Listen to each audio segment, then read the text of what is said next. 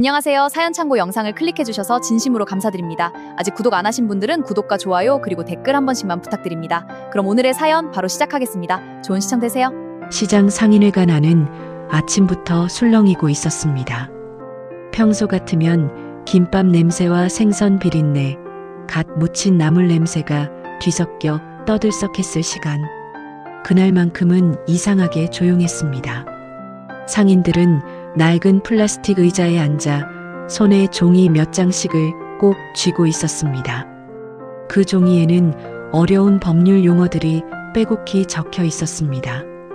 퇴거 요청, 명도 소송, 손해배상 청구 가능성. 평생 시장에서 장사만 해온 사람들에게 그 단어들은 너무 차갑고 무서웠습니다.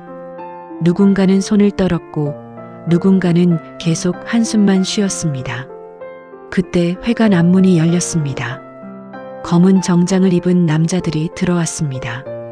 그리고 그들 가운데 가장 앞에 선 남자가 천천히 단상으로 올라갔습니다. 반듯한 검은 양복, 잘 손질된 머리, 차갑게 가라앉은 눈빛. 상인들은 그가 시행사 측 법률 대리인이라는 말을 들었습니다. 대형 로펌 소속 변호사, 검사 출신, 이름은 한재민.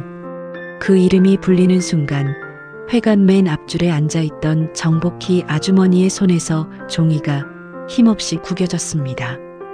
복희 아주머니는 눈을 깜빡였습니다. 잘못 본 줄 알았습니다.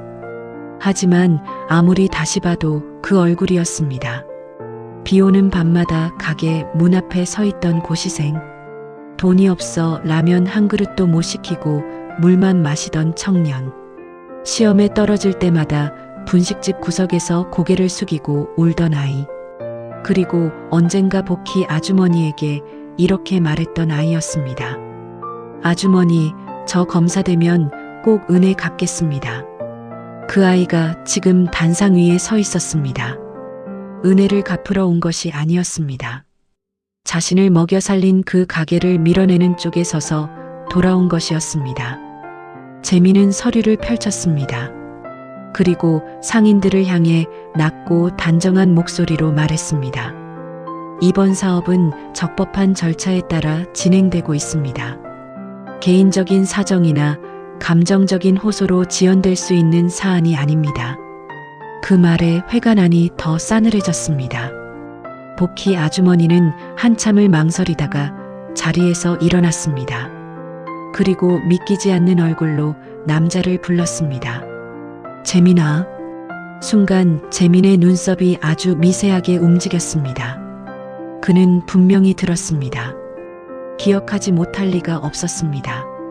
하지만 재민은 곧바로 표정을 지웠습니다. 그리고 사람들 앞에서 아주 천천히 말했습니다. 죄송합니다. 저는 개인적으로 아는 분이 아닙니다. 그 한마디에 복희 아주머니는 더 이상 아무 말도 하지 못했습니다. 안녕하세요. 사연창고입니다. 오늘은 배고팠던 한 청년에게 10년 동안 밥을 먹여준 분식집 아주머니와 성공한 뒤 그 은혜를 부끄러운 과거처럼 지우려 했던 한 남자의 이야기입니다. 사람은 힘들 때보다 잘 되고 난 뒤에 더 정확히 보인다고 합니다. 배고플 때는 눈물로 고마움을 말하던 사람이 배부른 뒤에는 자신을 살려준 사람을 부끄러워할 때가 있습니다. 오늘 이야기의 주인공 정복희 씨는 서울 변두리의 오래된 시장 골목에서 작은 분식집을 운영하던 사람이었습니다. 가게 이름은 복희 분식이었습니다. 간판은 오래돼 글자가 조금 바랬고 출입문은 밀 때마다 삐걱거렸습니다.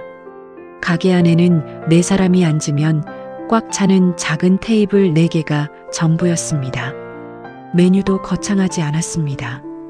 김밥, 라면, 떡볶이, 잔치국수, 순대. 복희 씨는 새벽마다 시장에 나가 재료를 사왔고 혼자 김밥을 말고 국물을 끓이고 떡볶이 양념을 만들었습니다. 남편은 오래전에 세상을 떠났고 자식도 없었습니다. 그래서 어떤 사람들은 복희 씨를 안쓰럽게 봤지만 정작 복희 씨는 자기 삶을 크게 불행하다고 생각하지 않았습니다. 손님들이 맛있게 먹고 나가면 그걸로 좋았습니다. 새벽 장사 끝나고 뜨거운 물에 손을 담글 때면 손가락 마디가 욱신거렸지만 그래도 다음 날이면 다시 가게 문을 열었습니다. 그 시장에는 복희 씨 같은 사람들이 많았습니다. 평생 생선만 손질한 생선가게 사장님, 이불을 팔며 자식 둘을 대학 보낸 이불집 아주머니, 오래된 철물점을 지키는 할아버지. 그들은 서로의 형편을 알고 살았습니다. 누가 아프면 죽을 끓여다 줬고 누가 손님이 없으면 일부러 그 가게에서 물건을 사줬습니다. 그런 시장 골목에 한재민이라는 청년이 처음 나타난 건 어느 겨울밤이었습니다. 그날은 하루 종일 비가 내렸습니다. 손님도 없었고 시장 골목은 일찍 불이 꺼졌습니다. 복희 씨가 마지막 냄비를 닫고 가게 문을 닫으려던 순간이었습니다. 가게 앞 처마 밑에 한 남자가 앉아 있었습니다. 젖은 운동화, 낡은 패딩, 무릎 위에 올려진 두꺼운 법학책. 남자는 책을 보고 있었지만 눈은 글자를 따라가지 못하고 있었습니다. 입술은 파랗게 질려 있었고 얼굴은 너무 창백했습니다. 복희 씨는 그냥 지나치지 못했습니다. 학생, 밥은 먹었어? 남자는 고개를 들었습니다. 그는 잠깐 당황하더니 곧바로 고개를 저었습니다. 괜찮습니다. 괜찮다는 사람의 배에서 작게 소리가 났습니다. 복희 씨는 그 소리를 들었지만 못 들은 척 했습니다. 괜찮기는 뭐가 괜찮아. 들어와. 라면 하나 끓여줄 테니까. 남자는 자존심이 센 듯 했습니다. 계속 괜찮다고 했습니다. 돈이 없다는 말도 하지 않았습니다.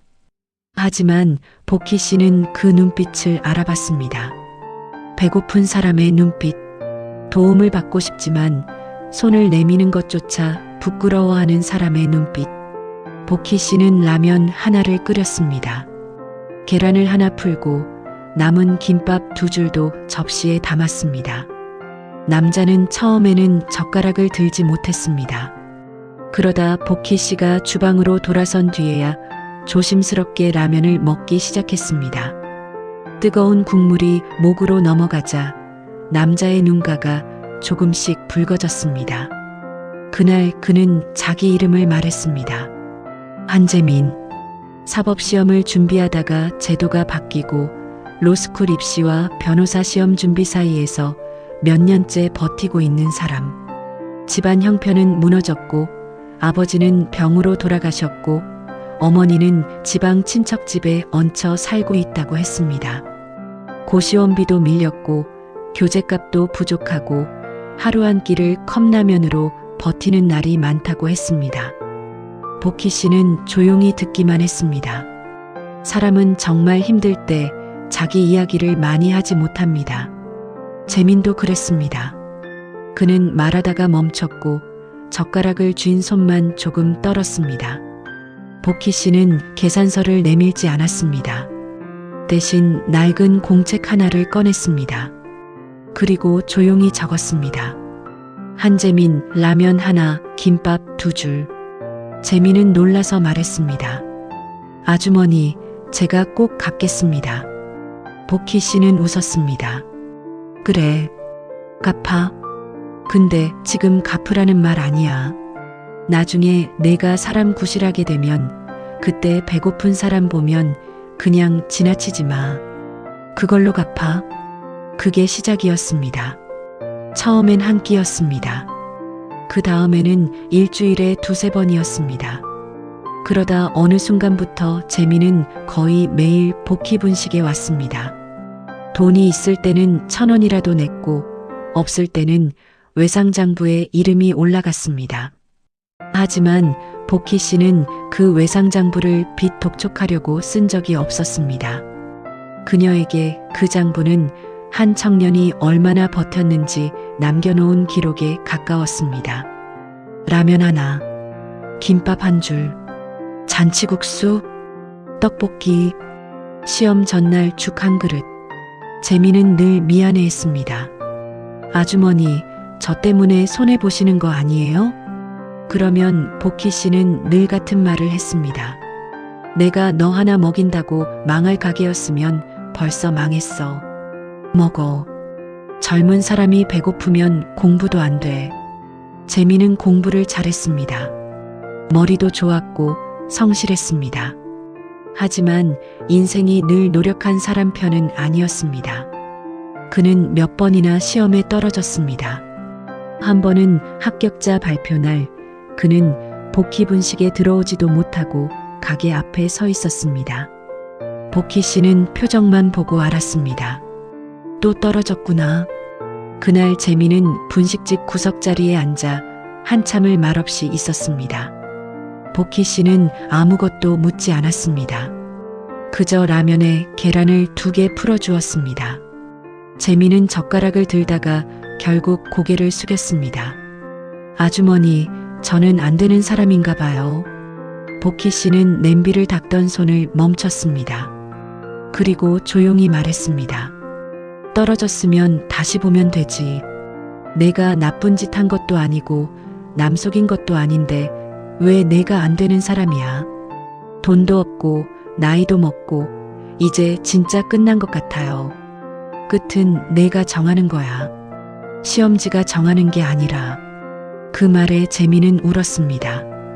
어른 남자가 아이처럼 소리 없이 울었습니다. 복희 씨는 그가 부끄러울까봐 주방 안으로 들어갔습니다. 그날 밤 복희 씨는 가게 문을 닫고 집으로 돌아가기 전에 재민에게 봉투 하나를 내밀었습니다. 이거 받아. 재민이 놀라 봉투를 열어보니 돈이 들어 있었습니다. 시험 접수비와 교재값 정도 되는 돈이었습니다. 재민은 고개를 세차게 저었습니다. 아주머니, 이건 못 받아요. 받아. 떨어져도 다시 보려면 접수는 해야지. 제가 무슨 자격으로. 밥 먹을 자격이 있는 사람은 다시 시작할 자격도 있어. 그 돈은 복희 씨가 쉽게 모은 돈이 아니었습니다. 그달 장사가 유난히 안 됐고 가게 월세도 빠듯했습니다. 하지만 복희 씨는 그런 말을 하지 않았습니다. 재민도 그걸 알았습니다. 그래서 더 울었습니다.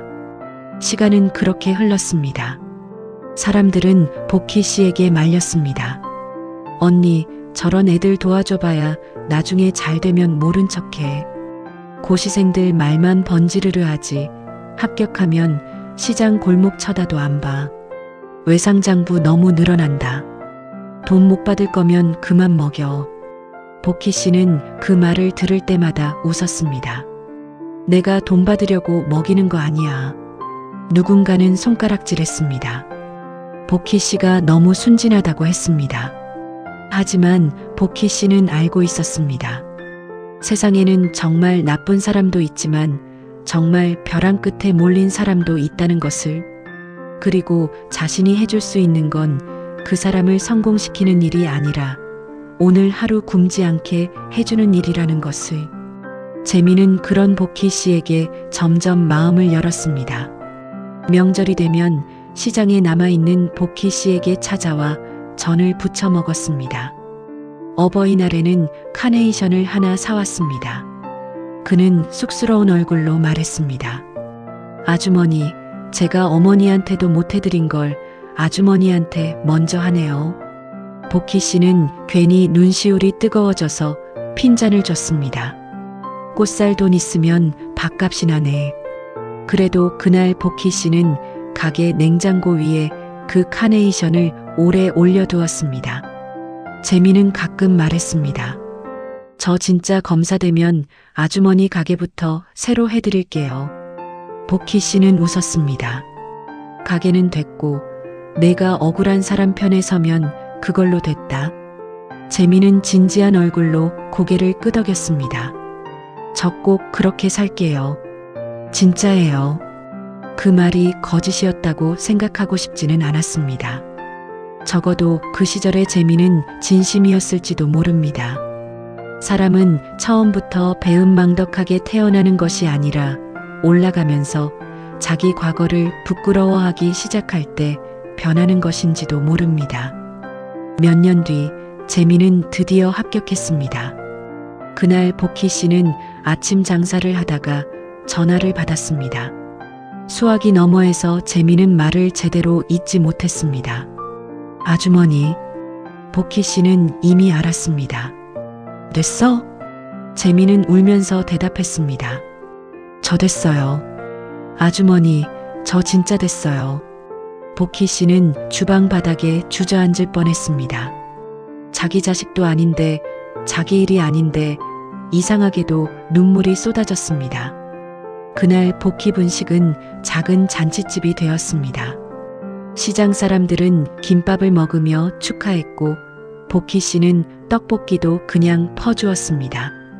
우리 재민이가 검사 됐대요. 내 아들은 아니지만 내 아들 같은 애예요. 그 말을 하며 복희 씨는 누구보다 기뻐했습니다. 재민도 찾아왔습니다. 검은 정장은 아직 어색했고 얼굴에는 긴장과 자부심이 섞여 있었습니다. 그는 복희 씨 앞에서 깊이 고개를 숙였습니다. 아주머니, 저 진짜 잊지 않겠습니다. 복희 씨는 그의 등을 두드렸습니다. 잊지 말아야 할 건 나 말고 내가 배고팠던 날들이야. 그걸 잊으면 안 돼. 재민은 고개를 끄덕였습니다. 그때까지만 해도 복희 씨는 믿었습니다. 고생한 사람은 고생한 사람 마음을 안다고, 배고팠던 사람은 배고픈 사람을 외면하지 못한다고. 하지만 세월은 사람을 바꾸기도 했습니다. 재민은 처음 몇 달 동안 자주 연락했습니다. 명절이면 선물을 보냈고 가끔 시장에 들러 밥을 먹었습니다. 복희 씨는 그때마다 돈을 받지 않으려 했고 재민은 억지로 계산대에 돈을 놓고 갔습니다. 그러다 시간이 지나면서 연락은 줄어들었습니다. 처음에는 바빠서 그런 줄 알았습니다. 검사일이 얼마나 힘들겠느냐고 생각했습니다. 전화를 걸면 받지 못했고 문자를 보내면 며칠 뒤 짧은 답장이 왔습니다. 요즘 정신이 없습니다. 나중에 찾아뵙겠습니다. 건강하세요. 복희 씨는 섭섭했지만 이해했습니다. 잘된 사람이 바쁜 건 좋은 일이라고 생각했습니다. 그런데 어느 순간부터 재민은 시장에 오지 않았습니다. 명절 선물도 끊겼고 문자도 끊겼습니다. 시장 사람들이 물었습니다. 언니, 그 검사됐다는 청년 요즘도 와? 복희 씨는 웃으며 대답했습니다. 바쁘겠지. 검사일이 어디 보통 일이겠어. 그렇게 말했지만 가끔 밤늦게 가게 문을 닫을 때면 복희 씨는 문득 가게 앞 처마를 바라봤습니다. 비 맞은 패딩을 입고 앉아있던 그 청년이 떠올랐습니다. 그때의 재민과 지금의 재민이 같은 사람인지 복희 씨도 가끔 알 수 없었습니다. 그리고 몇 년 뒤 재민이 검사직을 그만두고 대형 로펌에 들어갔다는 소식이 들려왔습니다. 처음엔 시장 사람 중 누군가가 인터넷 기사에서 봤다고 했습니다. 검사 출신 한재민 변호사, 재개발, 도시정비, 기업 형사 자문 전문, 성공한 청년 법조인의 대표 사례. 기사에는 재민의 사진이 실려 있었습니다. 반듯한 정장, 자신감 있는 미소. 복희 씨는 그 사진을 한참 바라봤습니다. 참 잘 컸다. 그렇게 생각했습니다. 섭섭함보다 뿌듯함이 먼저였습니다. 그러던 어느 날 시장에 이상한 소문이 돌기 시작했습니다. 시장 일대가 재개발 구역에 포함된다는 말이었습니다. 처음에는 다들 대수롭지 않게 여겼습니다. 이런 이야기는 예전에도 몇 번 있었고 늘 소문으로 끝났기 때문입니다. 하지만 이번에는 달랐습니다. 며칠 뒤부터 상인들에게 서류가 날아왔습니다. 사업 설명회 참석 요청, 상가 정리 계획, 보상 협의, 그리고 퇴거 예정일. 상인들은 겁을 먹었습니다. 보상금은 생각보다 적었습니다. 가게 하나로 평생을 버틴 사람들에게 그 돈은 새로 시작하기에도 노후를 버티기에도 턱없이 부족했습니다. 특히 나이 많은 상인들은 더 막막했습니다. 시장 밖으로 나가면 새 가게를 얻을 보증금도 없었고 새 손님을 만들 힘도 없었습니다. 복희 씨도 마찬가지였습니다. 복희 분식은 작고 낡았지만 그녀에게는 집과 다름없었습니다. 남편을 보내고도 버틴 곳, 외로운 밤을 견딘 곳, 배고픈 학생들을 먹이고 상인들의 속을 달래주던 곳, 그런 곳을 종이 몇 장으로 나가라고 하니 마음이 쉽게 정리될 리 없었습니다. 상인들은 설명회장에 모였습니다. 그리고 그 자리에서 복희 씨는 다시 한재민을 보았습니다. 재민은 시행사 측 법률 대리인이었습니다. 그는 시장 사람들을 향해 말했다. 감정적 호소로는 사업을 막을 수 없다고, 정해진 절차에 따라 진행될 거라고, 동의하지 않을 경우 법적 조치가 뒤따를 수 있다고. 복희 씨는 처음엔 말이 나오지 않았습니다. 하지만 결국 그를 불렀습니다. 재민아.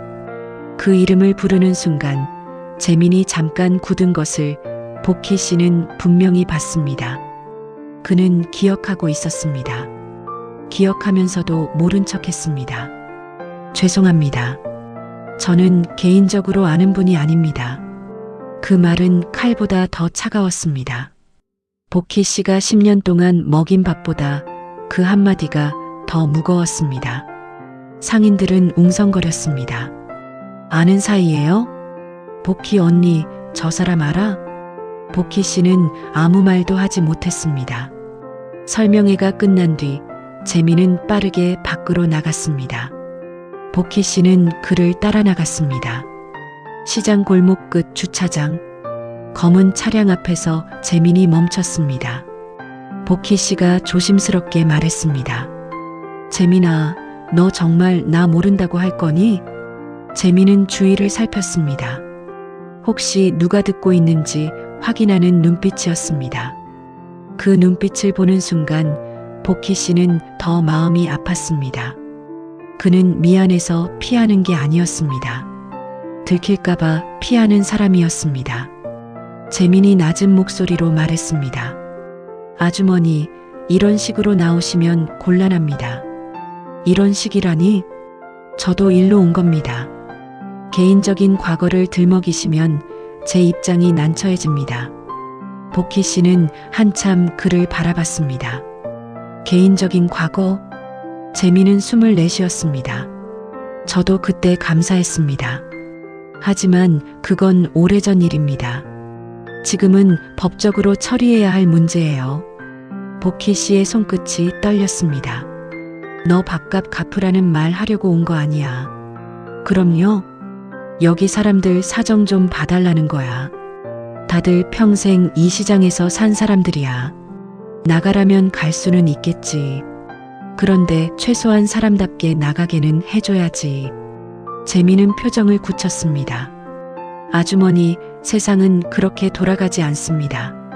복희 씨는 조용히 물었습니다. 그럼 세상은 어떻게 돌아가니? 계약과 절차대로 돌아갑니다. 그 말에 복희 씨는 더 이상 할 말을 잃었습니다. 예전에 재민은 법을 공부하면서 억울한 사람 편에 서겠다고 했습니다. 그런데 지금의 재민은 법을 사람 위에 올려놓고 있었습니다. 정확히 말하면 돈 있는 사람 편에 선 법을 말하고 있었습니다. 그날 밤 복희 씨는 가게 문을 닫지 못했습니다.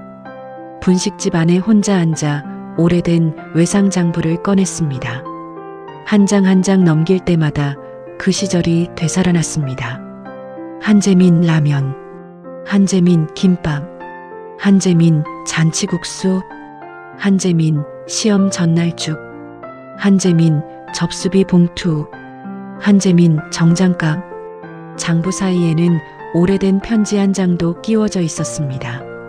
재민이 합격하기 전 마지막 시험을 앞두고 써준 편지였습니다. 삐뚤빼뚤한 글씨로 이렇게 적혀 있었습니다. 아주머니, 저는 꼭 검사돼서 억울한 사람 편에 서겠습니다.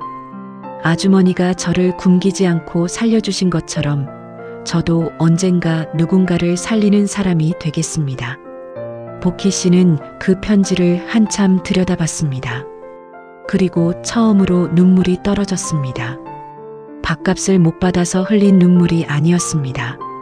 자신이 믿었던 마음이 누군가에게는 지워야 할 과거가 되었다는 사실이 아팠습니다. 다음 날부터 시장 사람들은 대응을 준비하기 시작했습니다. 처음엔 다들 막막했습니다. 법을 아는 사람이 없었습니다. 서류를 읽어도 무슨 뜻인지 몰랐고 시행사 직원들이 와서 한마디만 해도 겁이 났습니다.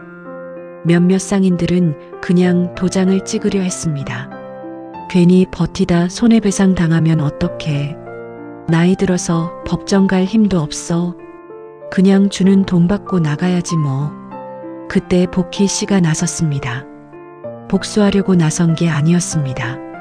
재민을 망하게 하려고 시작한 일도 아니었습니다. 그저 이 시장 사람들이 너무 쉽게 밀려나지 않게 하고 싶었습니다. 복희 씨는 시장 상인들과 함께 무료 법률 상담을 찾아갔습니다. 구청에도 갔고 도시정비 관련 시민단체에도 연락했습니다. 상인들이 받은 서류를 하나씩 모았습니다. 그 과정에서 이상한 점들이 발견되기 시작했습니다.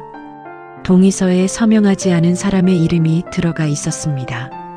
고령 상인들에게 충분한 설명 없이 받은 서류도 있었습니다. 보상 기준은 제대로 안내되지 않았고 일부 상인들에게는 지금 도장 안 찍으면 나중에 한 푼도 못 받는다는 식의 압박성 말이 오갔습니다. 더 이상 단순한 재개발 문제가 아니었습니다. 누군가 의도적으로 약한 사람들을 몰아붙이고 있었습니다. 그리고 그 과정에 재민의 이름이 계속 등장했습니다. 한재민 변호사 검토, 한재민 변호사 자문, 한재민 변호사 참석회의. 복희 씨는 믿고 싶지 않았습니다. 하지만 자료는 거짓말하지 않았습니다. 얼마 뒤 조정회의가 열렸습니다. 상인 대표 몇 명과 시행사 측, 그리고 양측 법률 대리인이 참석하는 자리였습니다. 복희 씨도 상인 대표로 들어갔습니다. 회의실은 시장과 전혀 다른 세상이었습니다. 투명한 유리벽, 차가운 조명, 물 한 병까지 가지런히 놓인 긴 테이블, 그 끝에 재민이 앉아 있었습니다. 그는 복희 씨를 보고도 아무 표정을 짓지 않았습니다. 회의가 시작되자 재민은 예전처럼 차분하게 말했습니다. 상인분들의 사정은 이해합니다. 그러나 이미 절차는 상당 부분 진행되었습니다. 더 이상의 지연은 시행사 측에도 막대한 손해를 발생시킬 수 있습니다. 복희 씨는 그 말을 조용히 듣고 있었습니다. 재민은 계속 말했습니다. 특히 일부 상인분들께서 확인되지 않은 의혹을 제기하고 계신데 감정적인 주장만으로는 법적 판단이 달라지지 않습니다. 그때 복희 씨가 고개를 들었습니다. 감정적인 주장이라고요? 재민은 그녀를 바라봤습니다. 네, 객관적 자료가 필요합니다. 복희 씨는 천천히 가방을 열었습니다. 그 안에는 상인들이 모은 서류와 녹취록, 상담 기록, 그리고 오래된 공책 하나가 들어 있었습니다. 먼저 공개된 것은 동의서 문제였습니다. 서명 날짜가 맞지 않는 문서, 설명을 듣지 못했다는 상인들의 진술, 압박성 발언이 담긴 녹취. 회의실 안의 분위기가 조금씩 바뀌기 시작했습니다. 시행사 쪽 사람들은 당황했고 재민의 얼굴도 굳어졌습니다. 복희 씨는 마지막으로 오래된 편지를 꺼냈습니다. 재민은 그 편지를 보는 순간 표정이 흔들렸습니다. 그는 알아봤습니다. 자신이 쓴 글이었습니다. 복희 씨는 편지를 펼쳤습니다. 목소리는 떨렸지만 끝까지 무너지지 않았습니다. 여기 이런 글이 있습니다. 저는 꼭 검사돼서 억울한 사람 편에 서겠습니다. 이걸 쓴 사람이 누구인지 저는 압니다. 회의실 안이 조용해졌습니다. 복희 씨는 재민을 똑바로 바라봤습니다. 저는 이걸 협박하려고 들고 온 게 아닙니다. 밥값 갚으라고 들고 온 것도 아닙니다. 다만 묻고 싶어서 가져왔습니다. 재민은 아무 말도 하지 못했습니다. 복희 씨가 조용히 말했습니다. 재민아, 너는 정말 지금 억울한 사람 편에 서 있니? 그 한마디가 회의실 공기를 멈추게 했습니다. 재민은 입술을 달싹였지만 어떤 말도 나오지 않았습니다. 그는 법조항은 줄줄 외울 수 있었지만 그 질문에는 대답하지 못했습니다. 복희 씨는 이어서 말했습니다. 나는 내가 밥값을 갚길 바란 적 없다. 사람이 배고플 때 밥 한 그릇 먹는 건 부끄러운 일이 아니니까. 그녀는 잠시 숨을 골랐습니다. 그런데 내가 배불러진 뒤에 배고픈 사람들을 밀어내는 사람이 될 줄은 몰랐다. 그 말에 재민의 얼굴이 무너졌습니다. 처음으로 그는 눈을 피했습니다. 그날 회의는 예정대로 끝나지 못했습니다. 상인들이 제기한 자료들은 다시 검토에 들어갔고 시행사 측의 압박 방식도 문제가 되기 시작했습니다. 언론은 시장 재개발 과정의 부당함을 보도했습니다. 처음에는 작은 기사였습니다. 하지만 곧 사람들의 관심이 커졌습니다. 특히 검사 출신 변호사가 과거 자신을 도왔던 시장 상인을 상대로 시행사 편에 섰다는 사실이 알려지면서 논란은 더 커졌습니다. 재민은 해명하려 했습니다. 단순히 업무를 맡았을 뿐이라고, 개인적 사정과 직업적 책임은 별개라고. 하지만 사람들은 묻기 시작했습니다. 직업적 책임이라는 이름으로 어디까지 외면할 수 있느냐고. 법을 아는 사람이 법을 모르는 사람들을 압박하는 편에 서는 것이 정말 당당한 일이냐고. 그리고 무엇보다 밥 한 끼 얻어먹던 사람이 그 밥을 준 사람의 가게를 밀어내는 일을 아무렇지 않게 할 수 있느냐고. 재민이 속한 로펌도 부담을 느꼈습니다. 시행사 역시 그를 전면에서 빼기 시작했습니다. 결국 재민은 해당 사건에서 물러났습니다. 그것으로 끝나지 않았습니다. 조사 과정에서 시행사 측의 무리한 동의서 확보와 일부 부적절한 압박 정황이 드러났고 재민이 그 과정을 알고도 묵인했다는 의혹이 불거졌습니다. 그가 쌓아온 이미지는 순식간에 금이 갔습니다. 어려운 환경을 이기고 성공한 검사 출신 변호사, 정의로운 법조인. 그가 만들어온 포장지는 생각보다 얇았습니다. 사람들은 그를 더 이상 성공한 청년으로만 보지 않았습니다.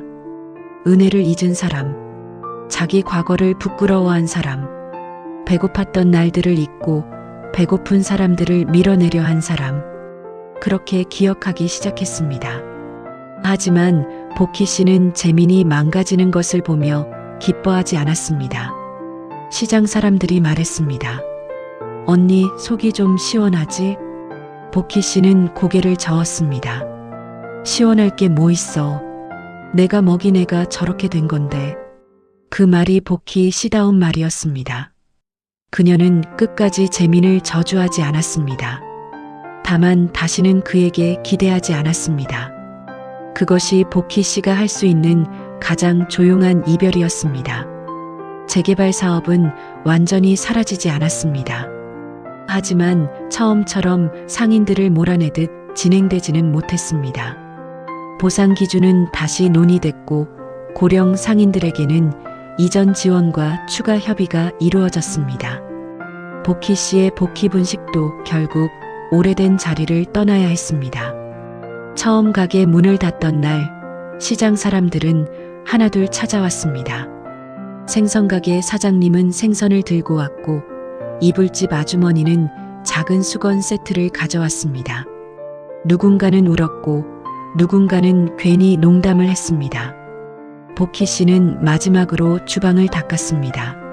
수십 년 동안 라면 국물이 튀고 김밥 김이 쌓이고 떡볶이 양념이 묻었던 자리, 그곳을 닦으며 그녀는 많은 사람들을 떠올렸습니다. 배고팠던 학생들, 외로운 노인들, 월급날 전이라 외상 달라던 청년들, 그리고 한재민. 마음이 아프지 않은 것은 아니었습니다. 하지만 후회는 없었습니다. 누군가를 배고프지 않게 해준 일은 후회할 일이 아니었습니다. 배신은 배신한 사람의 몫이지 도와준 사람의 죄가 아니었습니다. 몇 달 뒤 복희 씨는 시장에서 멀지 않은 골목에 작은 가게를 다시 열었습니다. 예전보다 작았고 손님도 처음부터 많지는 않았습니다. 하지만 간판만은 예전 이름 그대로 달았습니다. 복희 분식. 첫날 시장 사람들이 찾아와 자리를 채웠습니다. 복희 씨는 다시 김밥을 말고 다시 라면을 끓이고 다시 떡볶이 국물을 저었습니다. 손목은 여전히 아팠고 다리는 오래 서 있으면 저렸습니다. 그래도 이상하게 마음은 편했습니다. 그녀는 더 이상 누군가가 은혜를 갚아주길 기다리지 않았습니다. 그저 자신이 부끄럽지 않은 방식으로 살기로 했습니다. 어느 겨울 저녁이었습니다. 가게 문이 조심스럽게 열렸습니다. 낡은 가방을 맨 학생 하나가 들어왔습니다. 학생은 메뉴판을 한참 보더니 주머니를 뒤적였습니다. 그리고 작게 말했습니다. 아주머니 돈이 좀 모자란데 라면 하나만 먹어도 될까요? 내일 꼭 드릴게요. 복희 씨는 잠시 학생을 바라봤습니다. 젖은 운동화, 추운 날씨에 얇은 외투, 배고픔을 들키지 않으려는 눈빛, 아주 오래전 누군가와 닮아 있었습니다. 복희 씨는 아무 말 없이 냄비에 물을 올렸습니다. 계란 하나를 꺼내고 김밥도 몇 조각 썰었습니다. 학생은 당황해 말했습니다. 아주머니, 저 진짜 돈이. 복희 씨는 웃으며 말했습니다. 먹어. 학생은 조심스럽게 자리에 앉았습니다. 복희 씨는 뜨거운 라면을 내주며 덧붙였습니다. 대신 나중에 사람 되면 배고픈 사람 모른 척하지 마. 그 말에 학생은 고개를 숙였습니다. 복희 씨는 그 모습을 보고 조용히 미소 지었습니다. 재민 때문에 세상을 미워할 수도 있었습니다. 하지만 그녀는 그러지 않았습니다.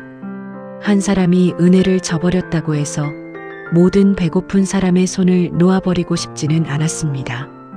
그것이 복희 씨의 방식이었습니다. 누군가를 살려준 마음을 부끄러워하지 않는 것. 배신당했다고 해서 자신이 해온 선함까지 버리지 않는 것. 이 이야기가 우리에게 남기는 건 단순한 복수의 통쾌함만은 아닙니다. 은혜를 갚지 못할 수는 있습니다. 사람마다 형편이 있고 시간이 흐르면 관계가 멀어질 수도 있습니다. 하지만 은혜를 모른 척하는 것과 은혜를 원수로 갚는 것은 전혀 다른 일입니다. 배고플 때 내민 손을 잡아준 사람을 성공한 뒤 부끄러운 과거처럼 지우는 사람. 자신이 살기 위해 기대었던 자리를 나중에는 가장 먼저 밟고 올라서는 사람.